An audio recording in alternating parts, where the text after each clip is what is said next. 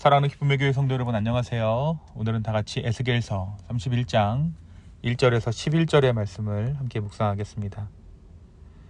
11째 해 셋째 날 초하루에 여호와의 말씀이 내게 임하여 이르시되 인자야 너는 애굽의 바로 왕과 그 무리에게 이르기를 너의 큰 위엄을 누구에게 비하랴. 볼지어다 아수르 사람은 가지가 아름답고 그늘은 숲의 그늘 같으며 키가 크고 꼭대기가 구름에 닿은 레바논 백향목이었느니라. 물들이 그것을 기르며 깊은 물이 그것을 자라게 하며 강들이 그 심어진 곳을 둘러 흐르며 두개 물이 들의 모든 나무에까지 미치매 그 나무가 물이 많으므로 키가 들의 모든 나무보다 크며 굵은 가지가 번성하며 가는 가지가 길게 뻗어나갔고 공중의 모든 새가 그 큰 가지에 깃들이며 들의 모든 짐승이 그 가는 가지 밑에 새끼를 낳으며 모든 큰 나라가 그 그늘 아래에 거주하였느니라. 그 뿌리가 큰 물가에 있으므로 그 나무가 크고 가지가 길어 모양이 아름다움에 하나님의 동산의 백향목이 능히 그를 가리지 못하며 잣나무가 그 굵은 가지만 모하며 단풍나무가 그 가는 가지만 못하며 하나님의 동산의 그 어떤 나무도 그 아름다운 모양과 같지 못하였도다. 내가 그 가지를 많게 하여 모양이 아름답게 하였더니 하나님의 동산 에덴에 있는 모든 나무가 다 시기하였느니라.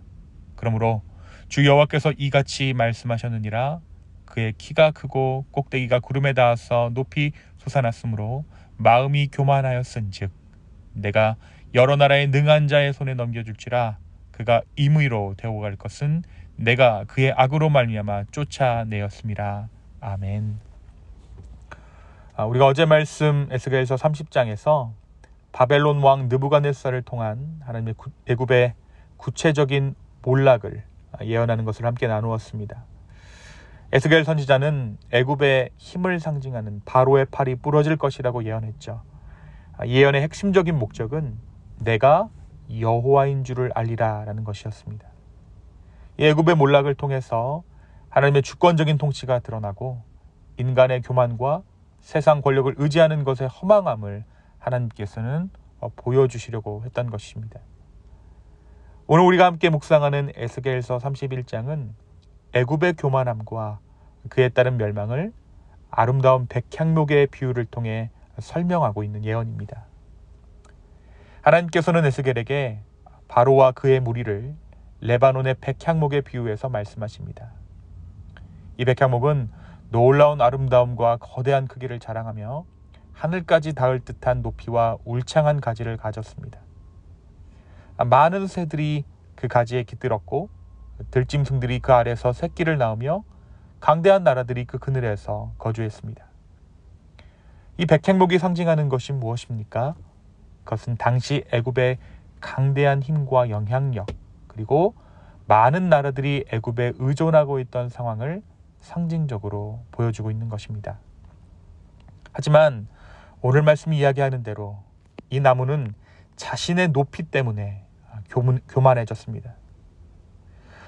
결국 하나님께서는 이 교만한 나무를 열국의 권세자의 손에 넘기셔서 그들이 그 악행대로 다루게 하셨습니다. 이방인들이 그를 베어버리고 산과 골짜기의 그 가지들을 버렸으며 그 그늘 아래 있던 만민이 떠나갑니다. 결국 이 높이를 자랑하던 나무가 넘어질 때 큰 소리가 나며 열국이 진동할 것이다 라고 말씀은 예언하고 있죠. 그 나무가 쓰러지면서 이전에 그 그늘에서 살던 모든 백성들이 흩어질 것이며 새들과 들 짐승들도 떠나갈 것입니다. 애굽의 몰락이 주변 국가들과 많은 백성들에게 미칠 큰 충격을 나타내고 있는 것입니다.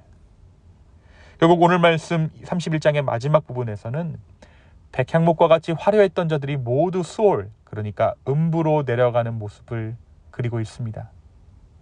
인간의 모든 교만과 영광이 결국에는 무너질 수밖에 없음을 하나님께서는 에스겔 선지자를 통해 선포케 하셨던 것입니다.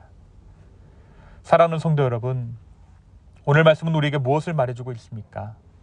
이 예언의 핵심은 아무리 강대하고 영광스러운 제국이라 할지라도 하나님 앞에서 교만하면 반드시 심판받게 된다라는 것입니다. 이는 당시 애굽뿐만 아니라 모든 시대의 강대국들과 권력자들에게 주는 경고의 메시지이기도 했습니다.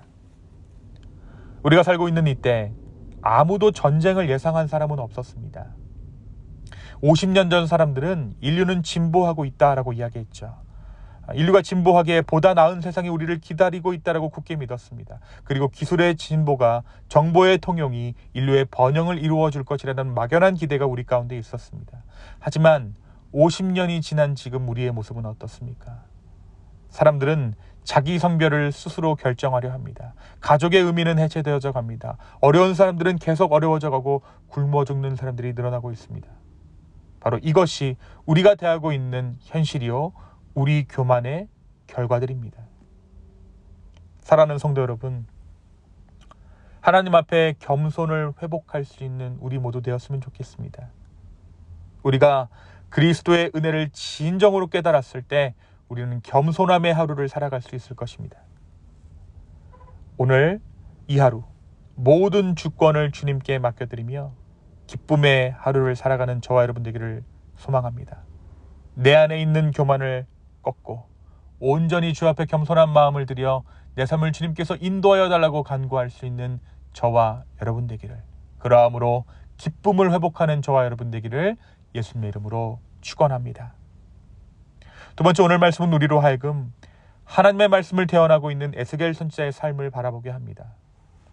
오늘 이루어지고 있는 모든 예언은 여호와인 내가 말하였음이라, 그 말씀으로 끝이 납니다. 모든 역사가 하나님의 주권적인 통치 아래 있음을 에스겔 선지자가 선포했던 것이죠. 에스겔은 이 하나님의 말씀을 세상 가운데 전하던 자입니다. 당시에 최강대국이었던 나라들의 멸망을 선포하는 것이 결탄코 한 사람의 인생 가운데 일어나는 쉬운 일은 아니었을 것입니다. 그것은 선지자 스스로의 목숨을 걸어야 하는 일이었고 자기 스스로도 의심에 사로잡힐 수 있는 메시지였습니다. 하나님의 말씀과 지금 그가 살고 있는 현실은 사뭇 달랐기 때문입니다. 하지만 에스겔 선지자는 하나님의 말씀을 온전히 전합니다. 그것은 주님과 동행했기 때문에 가능했던 일이죠. 오늘 이 하루 주님과 동행하는 저와 여러분 되기를 소망합니다. 동행할 때 우리는 의심이 아닌 확신 가운데 주님과의 온전한 관계가 시작될 줄로 믿습니다. 동행할 때 내 삶이 과연 하나님께서 인도하시는 삶인가 의심하는 것이 아니라 내 삶은 주님께서 인도하고 계신다라는 확신 가운데 주의 길을 걸어갈 수 있을 것입니다. 이 하루 주님과의 동행을 간구하며 담대히 그분과 걸어나갈 수 있는 이 하루 되기를 예수님의 이름으로 축원합니다. 이 시간 함께 기도하시겠습니다. 주님, 오늘 이 하루를 주께 맡깁니다. 주님, 우리가 교만하지 않도록 도와주시고 겸손케 하여 주시고 무엇보다 주님과의 동행함으로 말미암아 담대한 하루를 살아가게 하여 주시옵소서. 주님, 마음이 우울하고 내 앞에 보이지 않는 미래 때문에 힘들어하고 있는 자들이 있습니까? 주님, 내가 너와 함께한다 말씀하여 주시고 주님과의 동행을 확신할 수 있는 새로운 힘과 용기를 우리 가운데 허락하여 주시옵소서. 주님, 이 하루에 합당한 은혜 주실 줄로 믿고 이 모든 말씀 예수님의 이름으로 기도하였습니다. 아멘.